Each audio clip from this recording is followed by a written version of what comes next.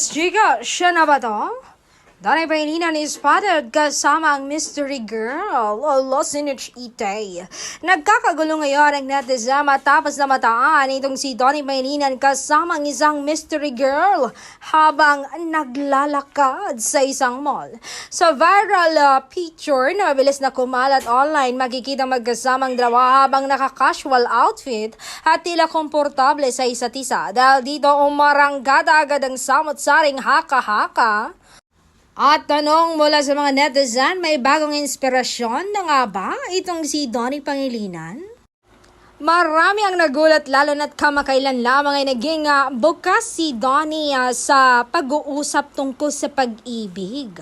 Bagong simula, posibilidad na muling magmahal, ngunit hanggang ngayon wala pa ring opisyal na pahayag mula sa matinee idol tungkol sa tunay na pagkakakilanlan ng babaeng kasama niya. Dahil dito, mas lalong naging mausi sa mga fans at followers, kaibigan lang ba o kasamahan sa trabaho o may espesyal na namamagitan na hindi pa handang ibunyag sa publiko.